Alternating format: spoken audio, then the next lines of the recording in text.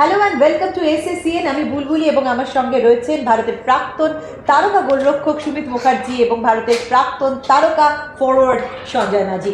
আমি প্রথমেই সঞ্জয় আপনার কাছে আসবো যে আমরা দেখলাম যে একদম happening hot and happening match, পুরো ইভেন্টফুল।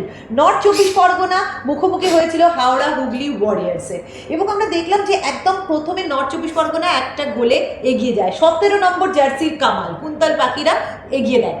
পরে আরেকজন অর্থাৎ হাওড়া হুগলি ওয়ারিয়ার্সের 17 নম্বর আকাশ, সে কিন্তু গোলটা শোধ করে দেয় এবং তারপরে কিন্তু একটা লাল কার্ডের ঘটনা ঘটে, যেখানে কিনা ও সুরাজ আলী লাল কার্ড দেখে তাদের টিম নর্থ চব্বিশ পরগনাকে 10 জনে নামিয়ে আনে। গোলকিপার লাল কার্ড, এটা কিন্তু একটা ম্যাটার ফুটবলের গ্রামারে এবং অদ্ভুত ইভেন্টফুল। কেন বলবো, আবার শেষের দিকে দেখলাম সাহিল হরিজন এর মধ্যে কিন্তু একটা গোল করে দলকে উইনিং লিডটা দিয়ে দিয়েছে।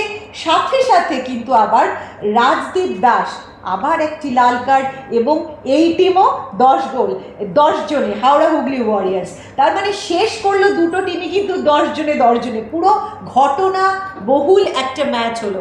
সঞ্জয়, কিভাবে আমি আপনার বিশ্লেষণটা শুনবো? দেখো, নর্থ চব্বিশ পরগনা ফার্স্টে 1 গোল করে এগিয়ে দিয়েছিল টিমকে, কিন্তু যে গোলের ব্যবধানটা তারা ধরে রাখতে পারেনি। কেন যায় খেলার মধ্যে হাওড়ার মধ্যে খেলার মধ্যে একটা প্রাধান্য ছিল এবং ওরা সবসময় খেলার মধ্যে তুমি যদি ম্যাচের ইয়ে দেখো, তুমি পার্সেন্টেজ দেখো, হাওড়া কিন্তু বল পজিশন অনেকটা এগিয়ে গিয়েছিলো।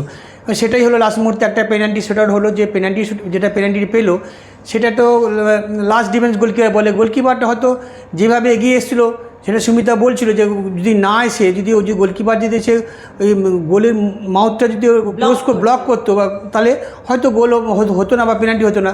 যাক, এটা পার্ট অফ দ্য জব হয়ে গেছে, কিন্তু ওটা রেফারি ওকে রেড কার্ড দিতে বাধ্য হয়ে গেল। লাস্ট ডিফেন্স ওটা গোল মাউথ এটা ছিল এবং ওরাও যেটা গোল শোধ করেছে এবং পরবর্তীকালে দেখা গেল যে হাওড়ার একটা রেড কার্ড হয়েছিল, ওর ডবল ইয়েতে ও রেড কার্ড দেখেছে, রাজদীপ ডবল ইয়েতে রেড কার্ড দেখেছে। তারপর খেলার শেষে আমরা সাহিল একটা দুর্দান্ত গোল করে টিমকে এগিয়ে দিয়ে 2-1 ম্যাচটা হাওড়া লিড করলো। এবং খেলা দেখতে মানে খেলার পরিপ্রেক্ষিতে দেখা গেল যে ব্যারেটো, রামিরেজ ব্যারেটো, যে একটা কলকাতায় এসে তার দীর্ঘদিন ধরে বাংলার ফুটবলকে সে যেভাবে স্কুটিনি করেছে, বাংলার ফুটবলকে কোন পজিশনে গিয়ে খেললে কোন প্লেয়ারকে, প্রতিটা প্লেয়ারে নারী নক্ষত্র জেনে সেই পজিশনে অনুযায়ী খেলে আজকে তিনি সাফল্যটা তিনি করে চলে গেলেন। সুমিত, আপনার কাছে আসবো। গোলকিপার রেড কার্ড, এটা কিন্তু ফুটবলের গ্রামারে একটা ভীষণ বড় ঘটনা। আজকাল যদিও প্রচুর হচ্ছে, কিন্তু আপনাদের সময় কিন্তু এটা একটা নন বেলেবল অফেন্সের মতন, একটা মানে যে অন্যায়ের ক্ষমা নেই সেরকম একটা হতো, তাই নয় কি? একদমই তাই। এবং এই রেড কার্ডের সময় আমি বলবো যে গোলকিপারে কিন্তু বুঝতে হবে আমি কখন বেরোবো এবং কখন থাকবো, কখন কভার করব, কখন কোয়ার্ডিনেশন করব, স্টপারকে কম্প্যাক্টনেস করব, এসব নানান সাবজেক্টও আছে নিজেদের মধ্যে, যেটা গোলকিপারের মেন কাজ। আমি বলো এক্সট্রিম এন্ডে সাইডে ওখান থেকে বলটা ধরলেও কিন্তু আমি যদি গোলে থাকি ও গোল করতে পারবে না। আমার ডিফেন্স কোয়ার্ডিনেশন করে সামনে চলে এসছে, সেই ক্ষেত্রে ওখানে গিয়ে একটা ধাক্কা মেরে পেনাল্টি করে সেই পেনাল্টির গোল, আমি বলবো এটা অমার্জনীয় অপরাধ। এবং এই গোলকিপিং কিন্তু এই স্ট্যান্ডার্ডের ফুটবলে একদম আশাই করে না কোনো টিম যদি এরকম গোল খেয়ে 1 গোলে ডাউন হয়ে যায়, তার পক্ষে খুব প্রবলেম হয় রিকভারি করতে। আর আমি তোমাকে যদি বলো যে আমাকে হাওড়ার হুগলির টিমের ব্যারেটো নিশ্চয়ই কোয়ার্ডিনেশন সমস্ত কিছু করেছে, কিন্তু খুব ভালো কম্প্যাক্টনেস, যেটা তোমায় প্রথম বলছিলাম, ব্যালেন্স, স্ট্রাইকিং জোন, মিডফিল্ড এবং স্টপার জোনের একটা কম্প্যাক্টনেস থাকা, 10 ওয়ার্সের মধ্যে অ্যাটলিস্ট ম্যান থাকতে হবে, মেন করা। এই যে যখন যাব একসাথে কোনো ডিস্টেন্স করা না, এটা খুব সুন্দরভাবে এইটা সুন্দরভাবে প্ল্যান করছে। উইং স্টেজ খেলা, উইং ব্যাক করা। এখনকার দিনের মডার্ন ফুটবলে স্টপারের সাথে যে স্ট্রাইকার থাকে তার আগের ম্যানটা ফাঁকা থাকে, তাকে বল দেওয়া, সে ওই বল গোল করা। এই যে আধুনিক ফুটবলের যে চিন্তাভাবনাগুলো, আমি ব্যারেটোর যেহেতু কোচ, অনেকখানি এই হাওড়ার হুগলিকে দেখলাম। আর এই ম্যাচটা জেতাতে ওরা অলরেডি অনেকখানি এগিয়ে গেল এই প্রথম বেঙ্গল সুপার লিগে জিততে। আমি খুবই হ্যাপি যে একটা ভালো উপভোগ্য ফুটবল আমি দেখলাম। এই ফুটবলই আমরা দেখতে চাই। এখানে অনেকগুলো ছেলে খুব ভালো ফুটবল খেললো এবং এই ছেলেগুলো আবার যখন ম্যাচ করাবে তখন তাদের পারফরমেন্স আরও বাড়বে, এবং সেইটা তাতে কি হয়, তাতে আলটিমেটলি যেটা motive of Bengal super league, যেটা সার্চই করতে চাইছে, এখান থেকে ভালো প্লেয়ার তৈরি হোক, ভালো প্লেয়ার উঠে আসুক।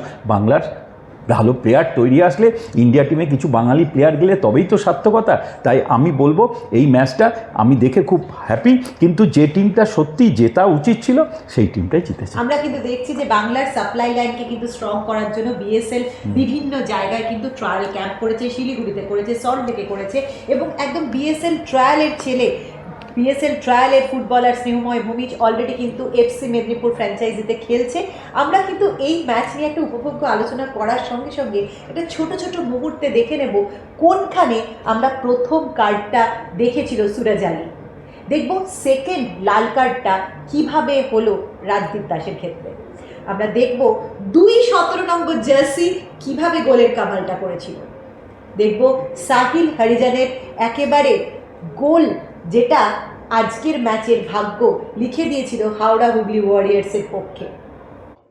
এক্সেলেন্ট, নিশ্চিতভাবে ক্রিশ্চিয়ানো রোনাল্ডোকে দেখেন টেপ ওভার চেষ্টা করেন এবং যে স্কিল আজকে দেখিয়েছেন তিনি, এবং এর মধ্যে গোল শট করেছে হাওড়া হুগলি ওয়ারিয়ার্স। এক্সেলেন্ট একটা টাচ ছিল, এবং ওই জায়গাটায় যেভাবে কনভার্ট করতে পেরেছে, আমরা দেখে নেব যেভাবে আক্রমণটি হয় খুব দ্রুত। ওই জায়গায় Akash Das leading the line, the number 9, এবং দারুণভাবে ফিনিশ করেন এই আকাশ। ডেভিড ফ্লোটেড বল, হেডের সুযোগ ছিল, এবং এই মুহূর্তে জয় সূচক গোল কি হতে পারে সেটাই দেখার। ব্রিলিয়েন্ট ফিনিশ করেন সেই সাহিল হরিজন, যিনি সবসময় সুযোগের অপেক্ষায় থাকেন। দুর্দান্ত একটা মুহূর্ত আমরা এসএসসিএনে কাটালাম, আপনাদের কিন্তু দেখাবো পেনাল্টি শুট আউটের ছোট ছোট মুহূর্তগুলো। আমরা সবাই আবার একসঙ্গে বলবো গো ফুটবল, গো বিএসএল, গো পাপন।